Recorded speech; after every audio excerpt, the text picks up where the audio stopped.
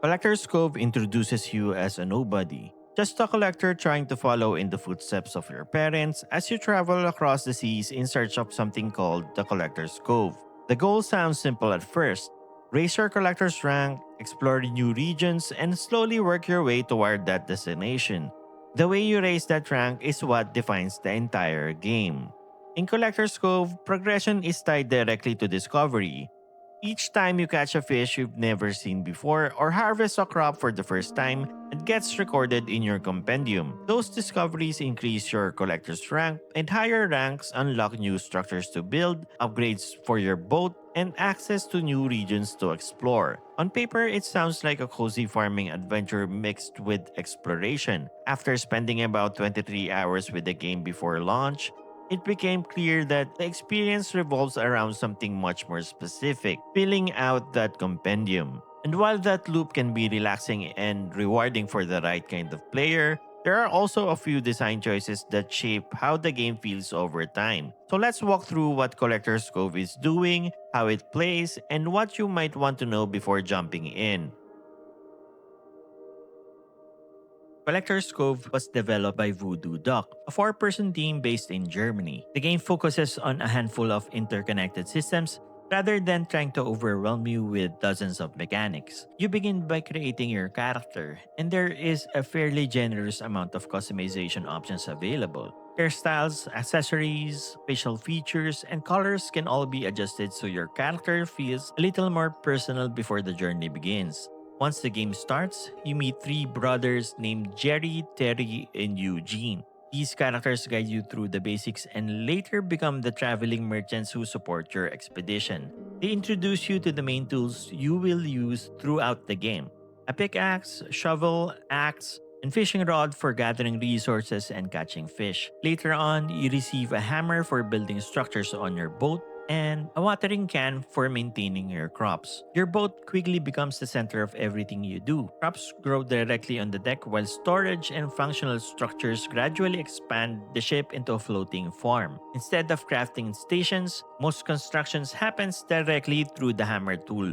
Switching to it opens the building menu anywhere on the boat, while a separate tool bench lets you upgrade your tools to stronger versions. These upgrades are important because each region introduces materials that require higher tier tools before you can gather them.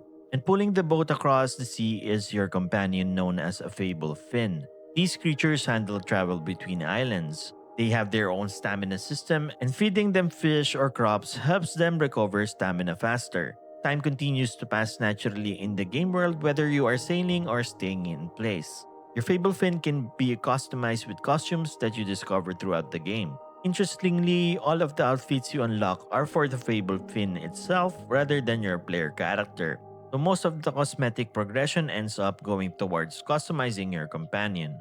Before any upgrades, you are working with a very small area, which makes storage and crop placement feel tight.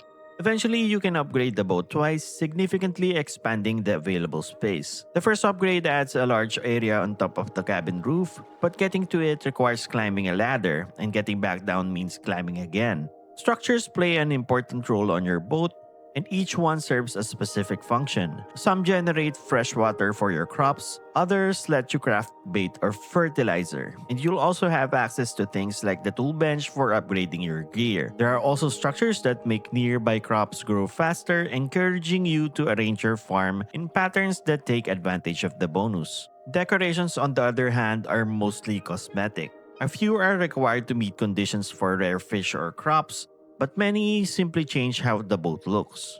Most of your time in Collector's Cove follows a simple cycle. You sail to islands, gather resources, and grow crops back on your boat.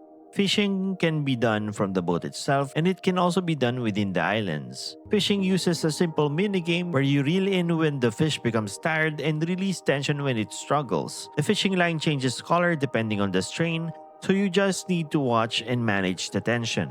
Farming works in a similar rhythm. Each region offers different seeds that can be planted on your boat, and crops need to be watered regularly since unwatered crops stop growing. The game also runs on a day and night cycle, and weather effects occasionally changes while you play. Rain, for example, is especially helpful because it automatically waters your crops, which saves time and effort while managing your farm. The time of day also affects which fish appear in the water. So if you're trying to complete specific entries in the compendium, you sometimes need to wait for the right moment before casting your line. You can craft bait and fertilizer to work toward unlocking rare versions of fish and crops, and these rare versions are called fabled species. Catching or harvesting enough of a particular type eventually reveals the conditions needed to obtain its fabled version. Finding these fabled versions provide a large boost to your collector's rank. They can also be fed to your Fablefin to increase your bond with it, unlocking perks such as faster travel and increased stamina. Fishing and farming also have their own progression tracks. Leveling them up grants perks that improve efficiency, including stronger pulls when fishing or higher crop yields when harvesting.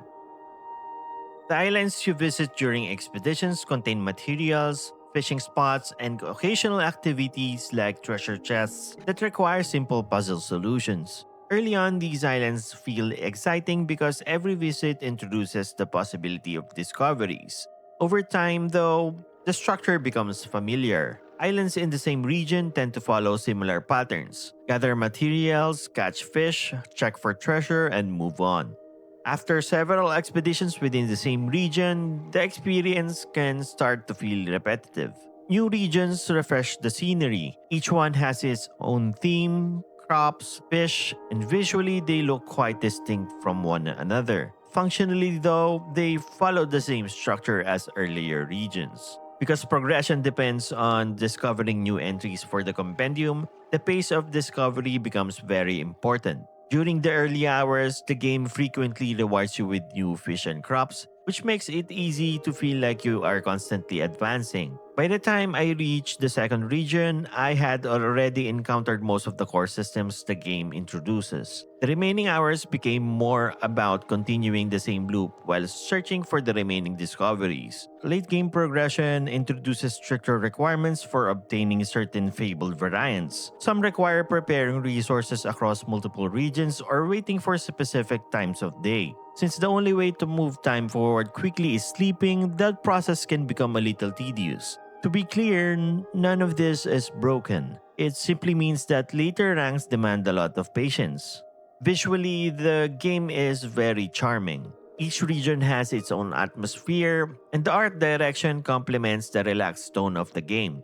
Sailing across the ocean while tending your floating farm gives the world a unique identity within the cozy genre. The music supports that atmosphere well. Tracks change depending on the region and time of day, and while they repeat during long sessions, they remain pleasant to listen to. Performance was stable throughout my playtime. I also tested the game on Steam Deck, where lowering the graphic settings helped maintain a smoother performance. Most of the issues I encountered were relatively minor but still noticeable during long play sessions. The early game pacing is slow, particularly during the first region, where progression takes time before perk upgrades begin improving efficiency. Waiting for fish that only appear at certain times of the day can also become frustrating. Decoration crafting feels a little unnecessary as well. Decorations require you to buy blueprint and then use resources to build them, but they provide no gameplay benefit at all. There are also some usability concerns.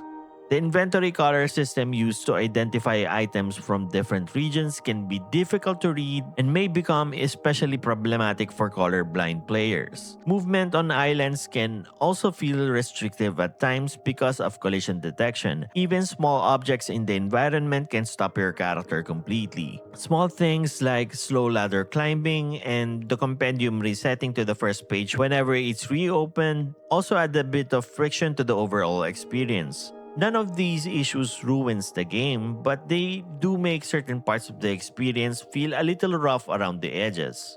For a game developed by a four-person team, Collector's Cove feels surprisingly complete. The game systems work together well and the game runs smoothly all throughout. At its core, this is a game about collecting. If you enjoy filling out your Pokédex or completing large in-game collections, there's a good chance you'll find the loop relaxing and satisfying. If that style of progression isn't appealing to you, the experience may start to feel repetitive once the main mechanics reveal themselves. I personally stopped around 23 hours in, close to rank 9, because I felt like I had already seen most of what the game offers and didn't feel the need to chase the final ranks. Even so, the foundation here is strong. With more island variety and a few adjustments to pacing, Collector's Cove could become an even more engaging cozy experience. If you'd like to check the game out, the link is in the description. If you played Collector's Cove, let us know what you think. And if you liked the video, consider leaving a like, subscribing to the channel, and sticking around for more. I'll see you in the next one.